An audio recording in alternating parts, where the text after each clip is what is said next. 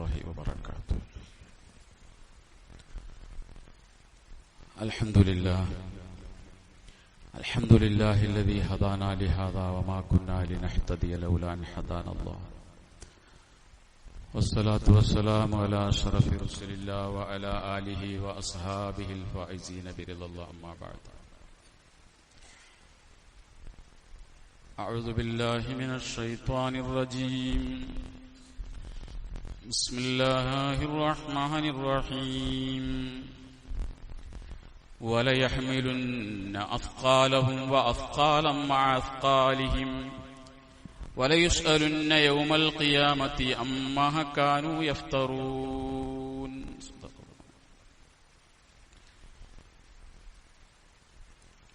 ബഹുമാന്യരായ സഹോദരങ്ങളെ, സത്യവിശ്വാസികളെ, കാരുണ്യവനായ പടച്ച തമ്പുരാൻ നമ്മിൽ സംഭവിച്ച എല്ലാ ചെറുതും വലുതുമായ തെറ്റുകുറ്റങ്ങളും പുറത്തു മാപ്പാക്കി തരുമാറാകട്ടെ. ശിഷ്ടജീവിതത്തിൽ അള്ളാഹുവിനെ തഖ്വ ചെയ്ത് ജീവിക്കാനും ഈമാനോടെ മരിക്കാനും അള്ളാഹു നമ്മെ അനുഗ്രഹിക്കുമാറാകട്ടെ. നമുക്കും നമ്മിൽ നിന്ന് മൺമറഞ്ഞു പോയ നമ്മുടെ മാതാപിതാക്കൾ, നാമുമായി ബന്ധപ്പെട്ട എല്ലാവർക്കും അള്ളാഹു സ്വർഗം പ്രദാനിക്കുമാറാകട്ടെ. രോഗികളായ ആളുകൾക്ക് അള്ളാഹു പരിപൂർണമായ ശിഫ പ്രദാനിക്കുമാറാകട്ടെ. അവർക്ക് അള്ളാഹു ആഫിയത്തും ദീർഘായുസ്സും കൊടുത്ത് അനുഗ്രഹിക്കുമാറാകട്ടെ. കടം കൊണ്ട് പ്രയാസപ്പെടുന്നവർക്ക് കടം വീട്ടാനുള്ള മാർഗങ്ങൾ അള്ളാഹു എളുപ്പമാക്കി കൊടുക്കുമാറാകട്ടെ. ലോകത്ത് ദുരിതം അനുഭവിക്കുന്ന ഫലസ്തീനികളടക്കമുള്ള മുഴുവൻ മനുഷ്യർക്കും അള്ളാഹു ആശ്വാസവും സമാധാനവും സന്താനവും നൽകി അനുഗ്രഹിക്കുമാറാകട്ടെ.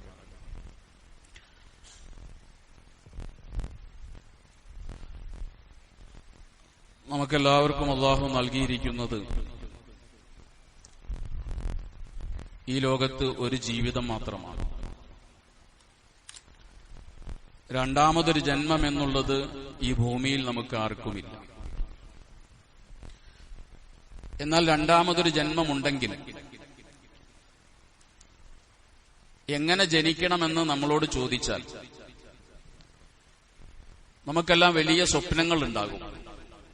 ഇപ്പോൾ ഉള്ളതിനേക്കാൾ നല്ല ഒരവസ്ഥയിൽ ജനിക്കണമെന്നായിരിക്കും എല്ലാവരും ആഗ്രഹിക്കുക. അത് സ്വാഭാവികമാണ്. എന്നാൽ ലോകപ്രശസ്ത ശാസ്ത്രജ്ഞനായ ആൽബർട്ട് ഐൻസ്റ്റീൻ ഒരുപാട് കണ്ടുപിടുത്തങ്ങൾ നടത്തിയ ലോകത്തെ പ്രമുഖ ശാസ്ത്രജ്ഞനാണ്. അദ്ദേഹത്തോട് ഒരിക്കൽ ചോദിക്കുന്നുണ്ട്,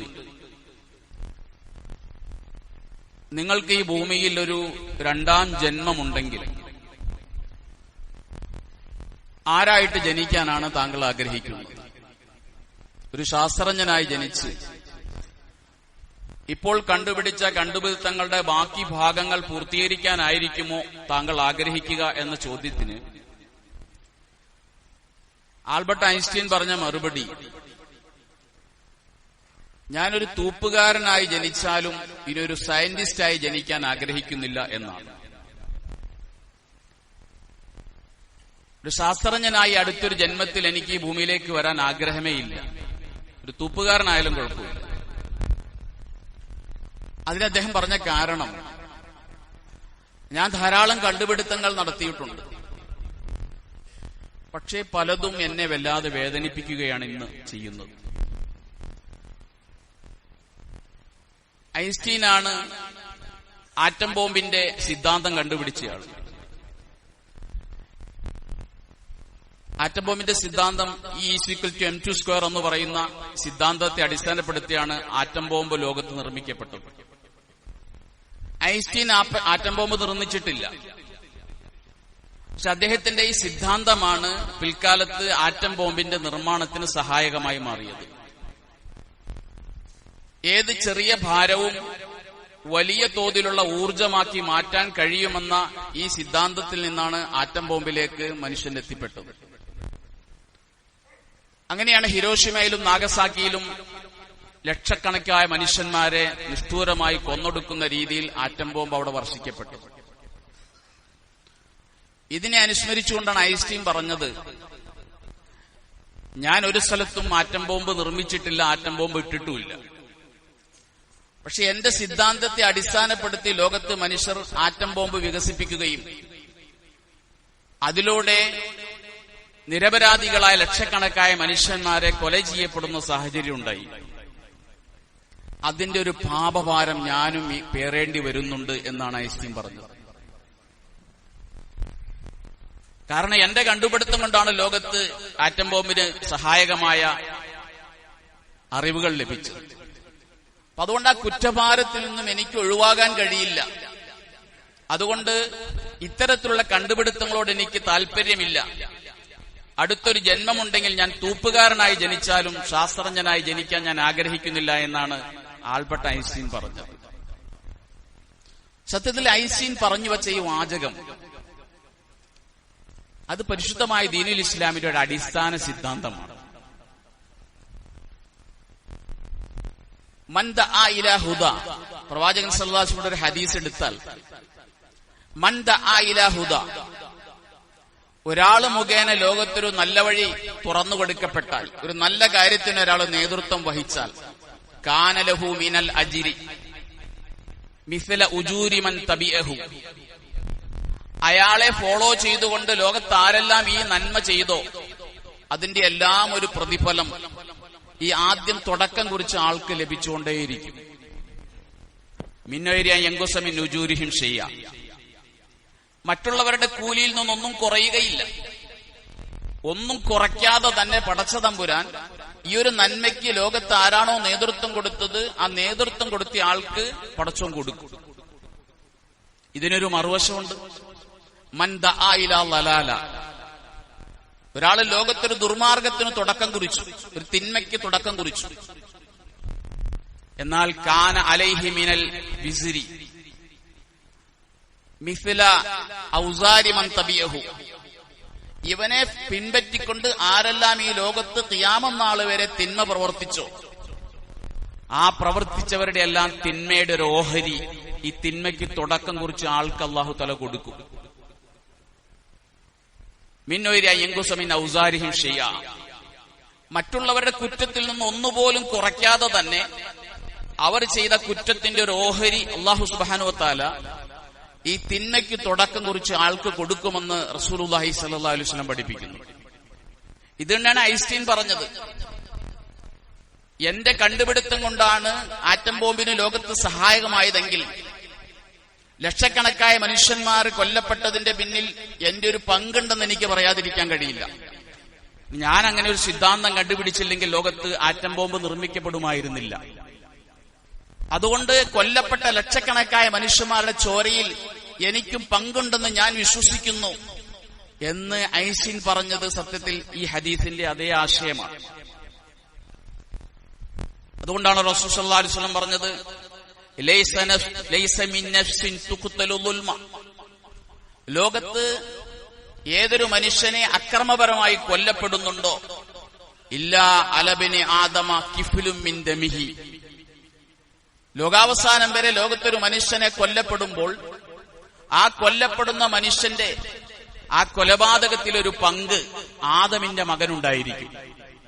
കാരണം ലിഅന്നഹു അവ്വലു മൻ സന്നൽ ഖത്ല, ഭൂമി ലോകത്ത് ആദ്യമായി ഒരു മനുഷ്യനെ കൊന്നയാള് ആദമിന്റെ മകൻ ഖാബീലാണ്.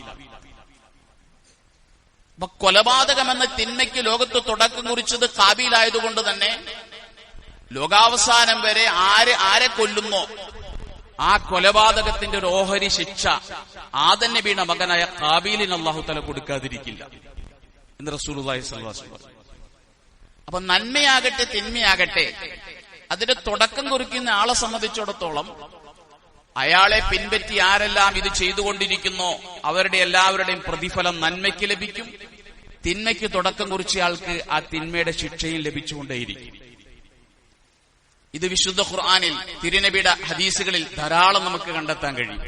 മൻ ദല്ല അലാ ഖൈരിൻ, ഒരു നന്മയ്ക്ക് ഒരാൾ വഴികാട്ടിയായി തീർന്നാൽ, ഒരു നന്മയുടെ വഴി ഒരാൾ കാട്ടിക്കൊടുത്താൽ ആ വഴി കണ്ട് ആരെല്ലാം ആ നന്മ ചെയ്യുന്നോ അവരുടെ എല്ലാവരുടെയും ഒരു ഓഹരി പ്രതിഫലം ഈ വഴികാട്ടിയ ആൾക്ക് അല്ലാഹു തആല കൊടുത്തുകൊണ്ടിരിക്കും. കാരണം ഇവൻ വഴികാട്ടിയത് കൊണ്ടാണ് ഈ നന്മ ചെയ്യാൻ കഴിഞ്ഞത് മറ്റുള്ളവർക്ക്. സൂറത്ത് യാസീനിൽ അല്ലാഹു പറഞ്ഞില്ലേ, ഇന്നാ നഹ്നു നുഹീൽ മൗതാ വനക്തുബു മാ ഖദ്ദമു വആസാറഹും ഇന്നാ നഹ്നു നുഹീൽ മൗത. നിശ്ചയമായും മരിച്ചവരെ നാം ജീവിപ്പിക്കുക തന്നെ ചെയ്യും. മരിച്ചവരെയെല്ലാം ഞാൻ ജീവിപ്പിക്കും. വനക്തുബു, ഞാൻ എഴുതി വെക്കുന്നുണ്ട്. മാ ഖദ്ദമു, ഈ മരിച്ചുപോയ മനുഷ്യന്മാര് ജീവിതകാലത്ത് ചെയ്തതെല്ലാം ഞാൻ എഴുതി വെക്കുന്നുണ്ട്. അതെല്ലാം റെക്കോർഡാണ്. അതുമാത്രമല്ല വആസാറഹും, ഇവരുടെ ആധാറുകളും ഞാൻ എഴുതി വെക്കുന്നുണ്ട്. എന്താണ് ആധാറ്? ഒരു മനുഷ്യന്റെ വിഷയത്തിൽ രണ്ട് തരത്തിലുള്ള അമലുകളാണ് പടച്ചതമ്പുരാൻ എഴുതാൻ കൽപ്പിക്കുക.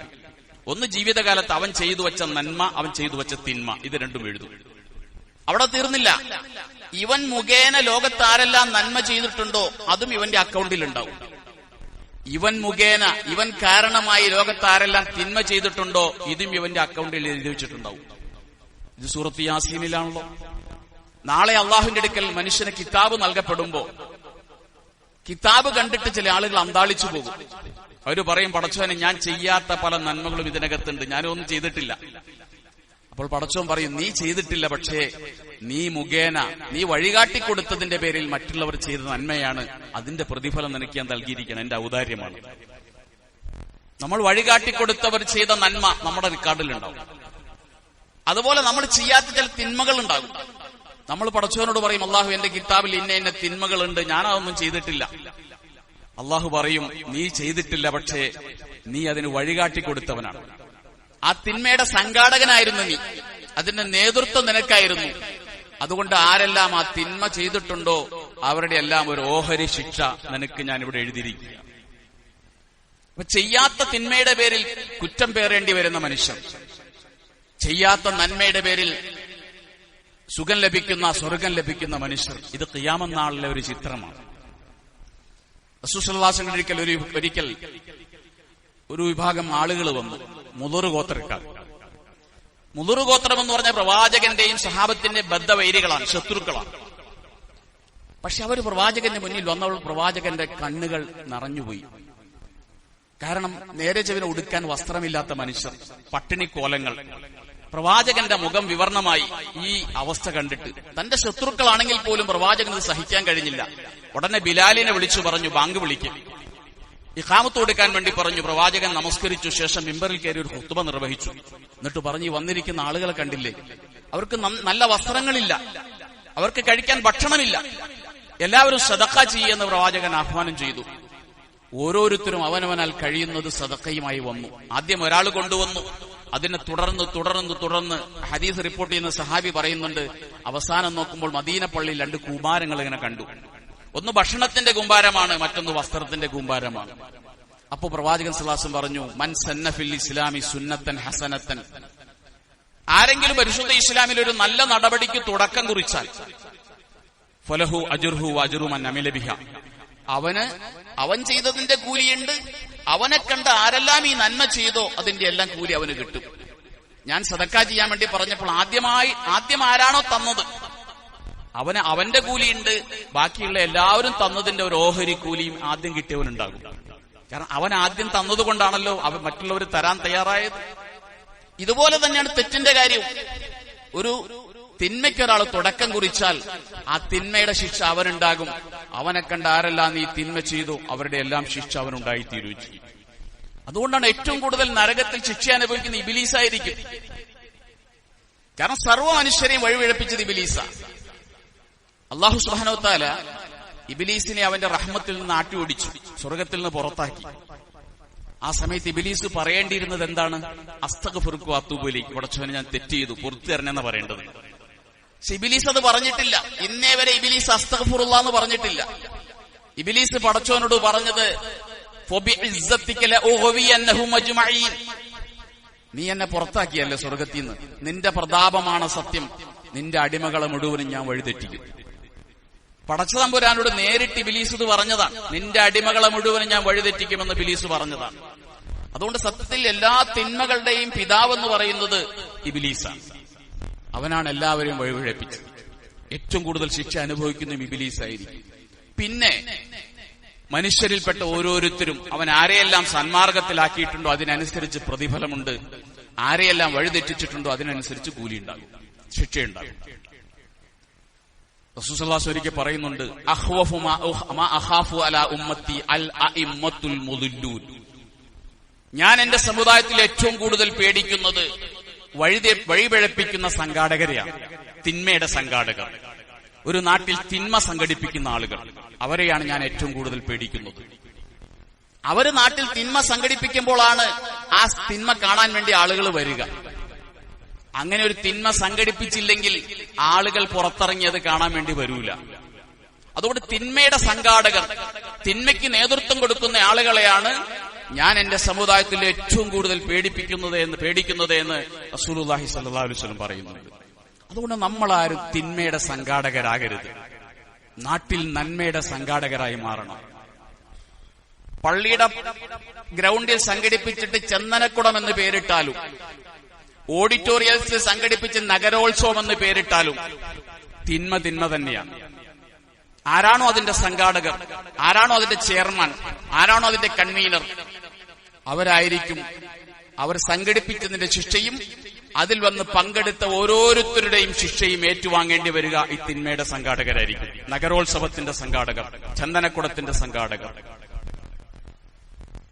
വന്ന് അതിൽ പങ്കെടുത്തവന് ഒരു തെറ്റേ ഉണ്ടാവുള്ളൂ.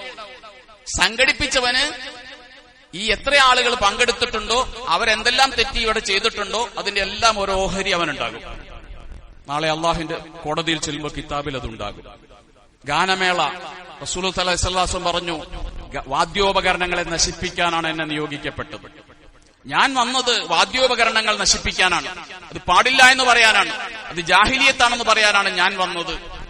ആ മുഹമ്മദ് നബിയുടെ ഉമ്മത്ത് തന്നെ ഗാനമേളകൾ സംഘടിപ്പിക്കുക, ഇസ്ലാം നിരോധിച്ച വാദ്യോപകരണങ്ങൾ വെച്ചുകൊണ്ടുള്ള ഗാനമേളകൾ സംഘടിപ്പിക്കുക. ഒരു നാടിന്റെ നാശത്തിന് ഇതിലപ്പുറം എന്ത് വേണം സഹോദരങ്ങൾ? മൗദൂദി സാഹിബ് പോലും പറഞ്ഞതാണ് വാദ്യോപകരണങ്ങൾ പാടില്ല. അദ്ദേഹം പോലും അതിനെതിരാണ്. നബി സല്ലല്ലാഹു അലൈഹി വസല്ലം ഒരിക്കലും ഇങ്ങനെ പോകുമ്പോ ഈ വീണവായന കേൾക്കുന്നുണ്ട്. പ്രവാചകൻ തന്റെ കാതടച്ചു. അത് കേൾക്കാതിരിക്കുന്നതുവരെ വഴിദൂരം നടന്ന് അത് കഴിഞ്ഞിട്ടാണ് പ്രവാചകൻ തന്റെ കാതു തുറന്നത്. അത്രമേൽ നിഷിദ്ധമായ പ്രവാചകൻ കണ്ടൊരു കാര്യമാണ് ഈ പരിപാടി എന്ന് പറയുന്നത്. അത്തരം കാര്യങ്ങൾ നാട്ടിൽ സംഘടിപ്പിച്ച് അടങ്ങി ഒതുങ്ങി വീടുകളിൽ കഴിയുന്ന പെണ്ണുങ്ങളെ വെളിയിലിറക്കി ഇത്തരം കാര്യങ്ങൾ സംഘടിപ്പിച്ച് മനുഷ്യരെ വഴിതെറ്റിക്കാൻ വേണ്ടി ശ്രമിക്കുന്ന സംഘാടകർ, ആ സംഘാടകരുടെ ഏടുകളിൽ ഈ പിൻപറ്റിയ മുഴുവൻ ആളുകളുടെയും തിന്മയുണ്ടാകുമെന്ന് നമ്മൾ ഓർത്തിരിക്കണം. അതുകൊണ്ട് നമ്മൾ നന്മയുടെ സംഘാടകരാകണം, തിന്മയുടെ സംഘാടകരാകരുത്. നന്മയുടെ സംഘാടകരായി പടച്ചവന്റെ കോടതിയിൽ ഒരുപാട് നന്മകൾ വാരിക്കൂട്ടുന്നവരായി നമ്മൾ മാറണം. ഒരു നാടിനെ എങ്ങനെയാണ് അല്ലാഹു തആല നശിപ്പിക്കുക എന്നറിയൂ? സൂറത്തുൽ ഇസ്രായിൽ അല്ലാഹു പറയുന്നുണ്ട്, വൈദാ അറദ്നാ അൻ നുഹ്ലിക ഖറിയ. ഒരു നാടിനെ നാം നശിപ്പിക്കാൻ ഉദ്ദേശിച്ചാൽ ആദ്യം ചെയ്യുക അമർനാ മുത്രഫീഹ, ആ നാടിലെ നേതൃത്വം, ആഡംബരത്തിൽ കഴിയുന്ന സുഖലോലുപന്മാരായ പണക്കാർ, അവരോട് നാം കൽപ്പിക്കും. അപ്പോൾ അവർ തിന്മകൾ ചെയ്യും. തിന്മയുടെ പരിപാടികൾ ആ നാട്ടിൽ സംഘടിപ്പിക്കും. ഫഫസഖൂ ഫിഹാ, സർവ്വത്തമ്മാടിത്തരങ്ങളും ആ നാട്ടിൽ നടക്കും. ഫഹഖ്ഖ അലൈഹിൽ ഖൗലു, അപ്പോൾ എന്റെ തീരുമാനം വരും. ആ നാട് ഫദമ്മർനാഹാ തദ്മീറ, ആ നാടിനെ നാം നശിപ്പിച്ചു കളയും. അതുകൊണ്ടൊരു നാട് നന്നാകാൻ ആഗ്രഹിക്കുന്നെങ്കിൽ നേതൃത്വം ഒരിക്കലും അനീതി ചെയ്യുന്നവരുടെ കയ്യിൽ നേതൃത്വത്തെ ഏൽപ്പിക്കരുത്. സമ്പത്തിന്റെ കൈകാര്യകർത്തൃത്വം നീതിബോധമില്ലാത്തവന്റെ കയ്യിൽ, ധർമ്മബോധമില്ലാത്തവന്റെ കയ്യിൽ ഒരിക്കലും സമ്പത്ത് ഏൽപ്പിക്കരുത്. കാരണം അവർ തിന്മകൾ സംഘടിപ്പിക്കും, നാടിനെ കുട്ടിച്ചോറാക്കും, നാടിന്റെ ധാർമ്മികത തകർക്കും. അങ്ങനെ ഒരു നാടിന്റെ നാശത്തിന് കാരണമായി തീരുകയും ചെയ്യും. വിശുദ്ധ ഖുർആൻ എത്ര സ്ഥലങ്ങളിലാണ് ഈ വിഷയം പരാമർശിച്ചത്? ഒരു സ്ഥലത്ത് അല്ലാഹു പറയുന്നുണ്ട്, ലിയഹ്മിലു ഔസാറഹും കാമിലത്തൻ യൗമൽ ഖിയാമ. ഈ മനുഷ്യന്മാർ നാളെ ഖിയാമത്ത് നാളിൽ വരുമ്പോൾ അവർ ചെയ്ത തെറ്റുകളുടെ ശിക്ഷകൾ അവർ ഏറ്റുവാങ്ങേണ്ടി വരും. വഔസാറല്ലദീന യുദില്ലൂനഹും ബിഗൈരി ഇൽമിൻ, ഇവർ മുഖേന ആരെല്ലാം വഴിതെറ്റിപ്പോയിട്ടുണ്ടോ, ഇവരാരെയെല്ലാം വഴിപിഴപ്പിച്ചിട്ടുണ്ടോ, അവരുടെ എല്ലാവരുടെയും പാപഭാരങ്ങൾ ഇവർ ഏറ്റെടുക്കേണ്ടി വരും. സ്വന്തം തെറ്റു മാത്രമല്ല, മറ്റുള്ളവരുടെ തെറ്റുകൂടി ഏറ്റെടുത്ത് നരകത്തിൽ പോകേണ്ടി വരുന്ന ദൗർഭാഗ്യകരമായ ഒരു അവസ്ഥയിലേക്കാണ് ഇത്തരം തിന്മകൾക്ക് നേതൃത്വം കൊടുക്കുന്ന ആളുകൾ എത്തിപ്പെടാൻ പോകുന്നത് എന്നുള്ള ഗൗരവമായ ഒരു കാര്യം നമ്മൾ മനസ്സിലാക്കണം. ഇത് കേവലം ഒരു നഗരോത്സവത്തിന്റെ വിഷയം മാത്രമല്ല. കച്ചവടക്കാർ ശ്രദ്ധിക്കണം. നമ്മൾ ചെയ്യുന്ന കച്ചവടങ്ങൾ അത് ഇത്തരത്തിലുള്ളതാണോ കച്ചവടക്കാർ ആലോചിക്കണം. വാഗമണിൽ റിസോർട്ട് വാങ്ങിയിടാം. വാഗമണിലെ റിസോർട്ടിൽ ഒരു കുപ്പി പൊട്ടിക്കുമ്പോ റിസോർട്ട് ഉടമ അത് അറിഞ്ഞിട്ടുണ്ടെങ്കിൽ എന്റെ റിസോർട്ടിൽ അശ്ലീലത നടക്കുന്നുണ്ട്, അനാവശ്യങ്ങൾ നടക്കുന്നുണ്ട് എന്ന് റിസോർട്ട് ഉടമയ്ക്ക് അറിയാമെങ്കിൽ യഖീനൻ ഔ വന്ന, ഉറപ്പുണ്ട് അല്ലെങ്കിൽ ഒരു മികച്ച ഭാവനയുണ്ട് റിസോർട്ടിൽ അത് നടക്കുന്നുണ്ട് എന്ന്. എന്നാൽ നാളെ അള്ളാഹുവിന്റെ കോടതിയിൽ അവിടെ വ്യഭിചരിച്ചവന് മാത്രമായിരിക്കില്ല വ്യഭിചാരത്തിന്റെ ശിക്ഷ, അവിടെ കുപ്പി പൊട്ടിച്ചവന് മാത്രമായിരിക്കില്ല മദ്യപിച്ച ശിക്ഷ, ഈ റിസോർട്ട് ഉടമയ്ക്കുണ്ടാകും.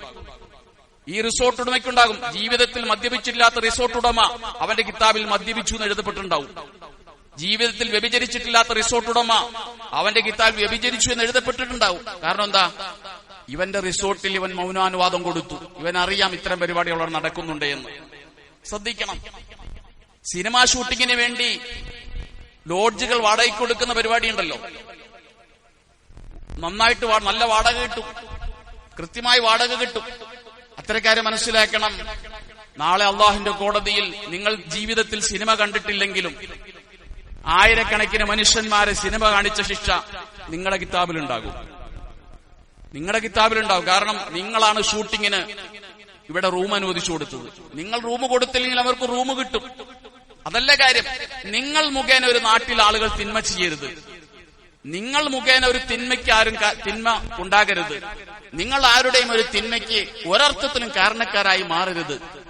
ഇത് റിസോർട്ട് ഉടമക്കാരും ശ്രദ്ധിക്കണം. പലിശയ്ക്ക് കെട്ടിടം കൊടുക്കാൻ പാടില്ല. നല്ല വാടക കിട്ടും. പലിശ സ്ഥാപനങ്ങൾക്ക് വേണ്ടി കെട്ടിടം വാടകയ്ക്ക് കൊടുത്താൽ നല്ല വാടക കിട്ടും. പക്ഷെ നിങ്ങൾ 1 രൂപ പോലും പലിശ വാങ്ങിച്ചിട്ടില്ലെങ്കിലും നിങ്ങൾ കൊടുത്ത വാടക, പലിശ സ്ഥാപനത്തിന് വേണ്ടി കൊടുത്ത വാടകയുടെ പേരിൽ നിങ്ങളുടെ കിതാബിൽ ലക്ഷക്കണക്കിന് കോടിക്കണക്കിന് രൂപ പലിശ എഴുതപ്പെട്ടിട്ടുണ്ടാവും. കാരണം നിങ്ങൾ വാടകയ്ക്ക് കൊടുത്തുകൊണ്ടാണ് ആ ബിൽഡിംഗിൽ പലിശ ഇടപാട് നടന്നത്. അതുകൊണ്ട് പലിശ സ്ഥാപനങ്ങളെ സഹായിക്കുന്ന ഒരു നിലപാട് ഒരു വിശ്വാസികൾ ഉണ്ടാകാൻ പാടില്ല. ഒരു നിലയ്ക്കും മദ്യത്തെ സഹായിക്കുന്ന ഒരു ഏർപ്പാടുണ്ടാകാൻ പാടില്ല. നമ്മുടെ കർമ്മശാസ്ത്ര ഗ്രന്ഥങ്ങൾ കൃത്യമായി എഴുതി വെച്ചിട്ടുണ്ട്, മദ്യമുണ്ടാക്കുമെന്ന് എന്റെ അടുക്കൽ നിന്ന് മുന്തിരി വാങ്ങുന്നത് മദ്യമുണ്ടാക്കുന്നവനാണെന്ന് ഒരാൾക്ക് ഉറപ്പുണ്ടെങ്കിൽ അല്ലെങ്കിൽ ഒരു ഭാവനയുണ്ടെങ്കിൽ അത്തരക്കാർക്ക് മുന്തിരി വിക്കൽ പോലും ഹറാമാണ്. വീഞ്ഞുണ്ടാക്കാൻ വേണ്ടി മുന്തിരി ചോദിച്ചാൽ വിക്കൽ ഹറാമാണ്. ഉറപ്പ് വേണമെന്നില്ല, ഒരു ഭാവന ഉണ്ടായാൽ പോലും മുന്തിരി വിൽക്കാൻ പാടില്ല. കാരണം നിന്റെ സഹായം കൊണ്ട്, നീ വിറ്റ മുന്തിരി കൊണ്ട് വീഞ്ഞുണ്ടാക്കി ലോകത്തൊരാൾ കുടിക്കാൻ പാടില്ല. ഒരു തെറ്റിനൊരു കാരണവശാലും നീ സഹായിയായി തീരാൻ പാടില്ല. കോഴികളെ തമ്മിൽ കുത്തുകൂട്ടിക്കാൻ വേണ്ടി കോഴി വിൽക്കാൻ പാടില്ല. ആടുകളെ കുത്തിക്കാൻ വേണ്ടി ആടിനെ വിൽക്കാൻ പാടില്ല, ഹറാമാണ്. ജല്ലിക്കെട്ടിന് വേണ്ടി മൂരിയെ വിൽക്കാൻ പാടില്ല, ഹറാമാണ്. ഇതൊക്കെ തെറ്റായ ഏർപ്പാടുകളാണ്. ഒരു തെറ്റായ ഏർപ്പാടിനെ നമ്മൾ നേരിട്ട് സഹായിക്കാൻ പാടില്ല. ഏതെങ്കിലും അർത്ഥത്തിൽ നമ്മൾ സഹായിച്ചാൽ അതിന്റെ ശിക്ഷ നാളെ പടച്ചവന്റെ കോടതിയിൽ ഏറ്റെടുക്കേണ്ടി വരും. അറുക്കാതെ ഭക്ഷിക്കുന്നവന് മൃഗത്തെ വിൽക്കാൻ പാടില്ല. ഒരു കാഫിറിനാണ് വിൽക്കുന്നത്. ആ കാഫിർ ഈ മൃഗത്തെ അറക്കാതെ ഭക്ഷിക്കുമെന്ന് ഉറപ്പുണ്ടെങ്കിൽ, ഒരു ഭാവനയുണ്ടെങ്കിൽ ആ കാഫിറിന് മൃഗത്തെ വിൽക്കൽ ഹറാമാണ്. കാരണം നമുക്ക് മാത്രമല്ല, അറുത്ത് തിന്നണമെന്ന നിയമം നമുക്ക് മാത്രമല്ല, എല്ലാ മനുഷ്യർക്കും ഉള്ളതാണ്. എല്ലാ അവിശ്വാസികളോടും വിശ്വാസികളോടുള്ള കൽപ്പനയാണ് അറുത്തേ ഭക്ഷിക്കാൻ പാടുള്ളൂ. അതുകൊണ്ട് തന്നെ അറുത്ത് ഭക്ഷിക്കാത്ത ഒരു കാഫിറിനാണെങ്കിൽ പോലും മൃഗത്തെ വിൽക്കാൻ പാടില്ല. എല്ലാവരോടും പടച്ച തമ്പുരാന്റെ കൽപ്പനയുണ്ട്. കാഫിര്യങ്ങളോട് പോലും കൽപ്പനയുണ്ട്. ഇസ്ലാമിന്റെ ശറഇന്റെ നിയമങ്ങൾ പാലിക്കണം. ഫുറൂഇയായ കാര്യങ്ങളെ കൊണ്ട് കൽപ്പനയുണ്ട്. ആദ്യം അവരോട് പറയുന്നത് നിങ്ങൾ മുസ്ലിമാകണമെന്ന. രണ്ടാമത് അവരോടുള്ള കൽപ്പന ഇസ്ലാമിന്റെ ശാസനകൾ അനുസരിച്ച് ജീവിക്കണമെന്ന. അതുകൊണ്ട് തന്നെ കാഫിറായ മനുഷ്യന് നാളെ 2 ശിക്ഷയുണ്ട്. ഒന്നവൻ മുസ്ലിമാകാത്തതിന്റെ ശിക്ഷ, മറ്റത് ഇസ്ലാമിന്റെ ഫുറൂഇയായ കാര്യങ്ങൾ അനുസരിക്കാത്തതിന്റെ ശിക്ഷ. അതുകൊണ്ട് തന്നെ ഒരു കാഫിറിനെ അതിൽ സഹായിക്കാൻ പാടില്ല. ഇസ്ലാമിക വിഷയത്തിൽ തെറ്റായ ഒരു കാര്യത്തിൽ ഒരു കാഫിറിനെ നമ്മൾ ഒരു നിലയ്ക്കും സഹായിക്കാൻ പാടില്ല. ശ്രദ്ധിക്കണത്. അങ്ങനെ സഹായിച്ചാൽ, നമ്മളത് ചെയ്തില്ലെങ്കിൽ പോലും ഒരു തിന്മയെ സഹായിച്ചതിന്റെ ശിക്ഷ തീർച്ചയായിട്ടും നമുക്കുണ്ടായിത്തീരും. ഇത്തരം ധാരാളം കാര്യങ്ങളുണ്ട്. ഇസ്ലാമിക കർമ്മശാസ്ത്രം അതിനെക്കുറിച്ച് പറഞ്ഞത്, അതിന്റെ ഒരു അടിസ്ഥാനമായി പറഞ്ഞത്, എല്ലാവിധ ക്രയവിക്രയങ്ങളും ഹറാമ് തന്നെയാണ്. തെറ്റിലേക്ക് മനുഷ്യനെ കൊണ്ടുവന്നെത്തിക്കുന്ന എല്ലാവിധ ക്രയവിക്രയങ്ങളും ഹറാമാണ്. അത്തർ കച്ചവടം ചെയ്യുന്ന ആളുകൾ വിഗ്രഹത്തിന് പുരട്ടാനാണെന്ന് ഉറപ്പുണ്ടെങ്കിൽ, ഒരു ഭാവനയുണ്ടെങ്കിൽ, വാങ്ങാൻ വന്ന ആൾക്ക് അത്തർ വിൽക്കരുത്, കസ്തൂരി വിൽക്കരുത്. വിഗ്രഹപൂജ അവർക്ക് മാത്രം, നമുക്ക് മാത്രം, അവർക്കും തെറ്റാണ്. അതുകൊണ്ടൊരു വിഗ്രഹത്തിന് പുരട്ടാനാണെന്ന് മനസ്സിലായാൽ അത്തരക്കാർക്ക് സുഗന്ധം വിൽക്കാൻ പാടില്ല. പൂജാകർമ്മത്തിന് വേണ്ടി തേങ്ങ വിൽക്കാൻ പാടില്ല. വിഗ്രഹാരാധനയെ സഹായിക്കുന്ന ഒരു നിലപാടും ഒരു വിശ്വാസിയിൽ ഉണ്ടാകാൻ പാടില്ല. ക്രിസ്മസിന് സ്റ്റാർ തൂക്കാൻ പാടില്ല, സ്റ്റാർ വിൽക്കാൻ പാടില്ല. ശിർക്കിന്റെ ഒരു സഹായത്തിൽ നമുക്കൊരു വിശ്വാസിയുടെ ഭാഗത്ത് ശിർക്കിനെ സഹായിക്കുന്ന ഒരു നിലപാടുണ്ടാകാൻ പാടില്ല. ഇത് വർഗീയതയല്ല. എല്ലാ മനുഷ്യരോടും നമുക്ക് സ്നേഹമുണ്ട്. ഏതൊരു മനുഷ്യന് പച്ചവെള്ളം കൊടുത്താൽ പോലും പുണ്യമുണ്ട്, പട്ടിക്ക് പോലും വെള്ളം കൊടുത്താൽ കൂലിയുണ്ട്. പക്ഷേ വിശ്വാസത്തിന്റെ വിഷയത്തിൽ ഒരല്പം പോലും വിട്ടുവീഴ്ചയ്ക്ക് നമ്മൾ തയ്യാറല്ല. നമ്മൾ ശിർക്ക് ചെയ്യാൻ പാടില്ല. ശിർക്കിനെ ഒരു നിലയ്ക്കും സഹായിക്കുന്ന യാതൊരു ഇടപാടും ഒരു വിശ്വാസിയുടെ ഭാഗത്തുനിന്നുണ്ടായിത്തീരാൻ പാടില്ല. അങ്ങനെ ഉണ്ടായാൽ ആ ശിർക്കിനെ സഹായിച്ചു, ഒരു മഅസിയത്തിനെ സഹായിച്ചു എന്ന ശിക്ഷ തീർച്ചയായിട്ടും നമുക്കുണ്ടായിത്തീരും.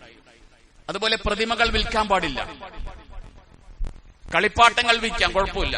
കളിപ്പാട്ടങ്ങൾ ഇസ്ലാം അനുവദിച്ചിട്ടുണ്ട്. ആയിഷ റളിയല്ലാഹു തആല അൻഹ പ്രവാചകൻ സല്ലല്ലാഹു അലൈഹി വസല്ലമയുടെ വീട്ടിൽ കളിപ്പാട്ടങ്ങളെ കൊണ്ട് കളിക്കാറുണ്ടായിരുന്നു. കൂട്ടുകാരികളും കൂടെയുണ്ടായിരുന്നു എന്ന് ആയിഷാബി തന്നെ സാക്ഷ്യപ്പെടുത്തുന്നുണ്ട്. പ്രവാചകൻ ഒരിക്കൽ ആയിഷാബിയുടെ വീട്ടിലേക്ക് വരുമ്പോ കർട്ടൻ മാറിപ്പോവുകയും അതിനടിയിൽ കുറച്ച് കളിപ്പാട്ടങ്ങൾ പ്രത്യക്ഷപ്പെടുകയും ഇതെന്താണെന്ന് ചോദിച്ചപ്പോൾ എന്റെ കളിപ്പാട്ടങ്ങളാണെന്ന് പ്രവാചകനോട് മറുപടി പറയുകയും ചെയ്ത സംഭവം ഹദീസിലുണ്ട്. അക്കൂട്ടത്തിൽ ഒരു കുതിരയുണ്ടായിരുന്നു, കുതിരയ്ക്ക് ചിറകുണ്ടായിരുന്നു. കുതിരയ്ക്ക് ചിറകുണ്ടാകുമോ എന്ന് ചോദിച്ചപ്പോൾ സുലൈമാൻ നബി അലൈഹി ഇസ്ലാമിന്റെ കുതിരയ്ക്ക് ചിറകുണ്ടായിരുന്നു എന്ന് ആയിഷ റളിയല്ലാഹു തആല അൻഹ മറുപടി പറഞ്ഞതൊക്കെ ഹദീസിൽ നമുക്ക് കാണാൻ കഴിയും. കളിപ്പാട്ടങ്ങളല്ലാത്ത പ്രതിമകൾ വിൽക്കാൻ പാടില്ല. അത് ഹറാമായ വിൽപ്പനയാണത്.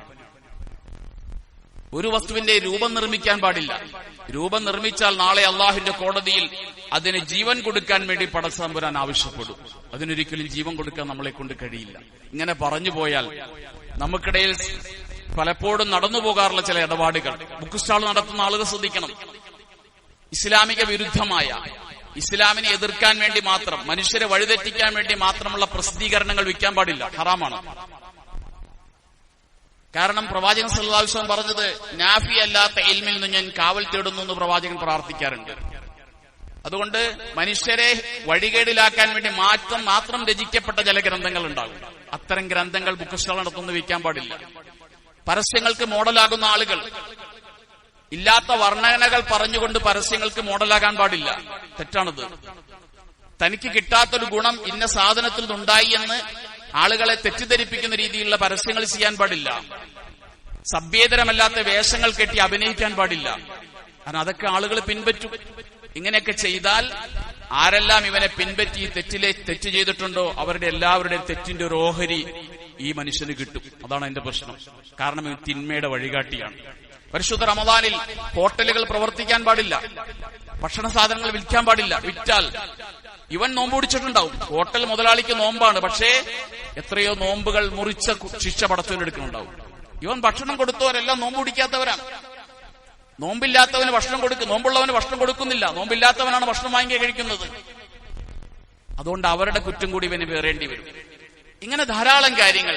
നന്മയുടെ വഴികാട്ടികളാകാൻ വേണ്ടി നമ്മൾ ശ്രമിക്കുക, തിന്മയുടെ വഴികാട്ടികളാകാതിരിക്കാൻ വേണ്ടി ശ്രമിക്കുകയും ചെയ്യുക. പ്രവാചകൻ സ്വല്ലല്ലാഹു അലൈഹി വസല്ലം പറഞ്ഞൊരു ഹദീസുണ്ട്, ഇന്ന മിനൻ നാസി, മനുഷ്യരുടെ കൂട്ടത്തിൽ ചില മനുഷ്യന്മാരുണ്ട്, അള്ളാഹു അവരെ മഫാത്തിഹുൽ ഖൈറാക്കിയിരിക്കുന്നു, നന്മയുടെ താക്കോലുകൾ. അവർ നന്മ തുറക്കുന്നവരാണ്. മഗാലിക ശർറി, തിന്മയുടെ ഡോറുകൾ അടയ്ക്കുന്നവരാണ്. അവരെ കൊണ്ട് ഒരിക്കലും ഒരു തിന്മയുടെ ഡോറ് തുറക്കൂല. ഏത് നന്മയുടെ ഡോറും അവർ തുറന്നു വയ്ക്കും. വേറെ ചില മനുഷ്യന്മാരുണ്ട്, അവർ എല്ലാ തിന്മയുടെ വാതിലുകളും തുറക്കുന്നവരാണ്, നന്മയുടെ വാതിലുകൾ അടയ്ക്കുന്നവരുമാണ്. എന്നിട്ട് പ്രവാചകൻ പറഞ്ഞു, തുബാ, സർവ്വസ്വാഗതവും നന്മയുടെ താക്കോലുകൾക്കാണ്, തിന്മയുടെ പൂട്ടുകൾക്കാണ് എന്ന് റസൂലുള്ളാഹി സ്വല്ലല്ലാഹു അലൈഹി വസല്ലം പറയുന്നു. അതുകൊണ്ട് സാധാരണ രീതിയിൽ നമ്മൾ തെറ്റല്ല എന്ന് മനസ്സിലാക്കി ചെയ്യുന്ന ഇത്തരത്തിലുള്ള ധാരാളം കാര്യങ്ങൾ കച്ചവടക്കാരുടെ ഭാഗത്തുനിന്നുണ്ടാകാറുണ്ട്, സംഘാടകരുടെ ഭാഗത്തുനിന്നും ഉണ്ടാകാറുണ്ട്. നാടിന് നന്മയല്ലാത്ത, മനുഷ്യർക്ക് ഉപകാരമില്ലാത്ത, ഇസ്ലാമിക ശരീഅത്ത് വിരോധിച്ച ഇത്തരം കാര്യങ്ങളൊന്നും നമ്മുടെ നാടുകളിൽ സംഘടിപ്പിക്കരുത്. സംഘടിപ്പിച്ചാൽ ഈ വന്ന ആളുകളുടെ മുഴുവനും പാപഭാരങ്ങൾ നിങ്ങൾ ഏറ്റെടുക്കേണ്ടി വരും അള്ളാഹുവിന്റെ കോടതിയിൽ. അള്ളാഹു തആല കാത്തുരക്ഷിക്കുമാറാകട്ടെ. അള്ളാഹു നന്മയ്ക്ക് നേതൃത്വം നൽകാനും തിന്മയുടെ കവാടങ്ങൾ അടയ്ക്കാനും നമ്മുടെ സംഘാടകരെ അള്ളാഹു അനുഗ്രഹിക്കുമാറാകട്ടെ. വാഹിറു ദഅവതി അൽഹംദുലില്ലാഹി റബ്ബിൽ ആലമീൻ.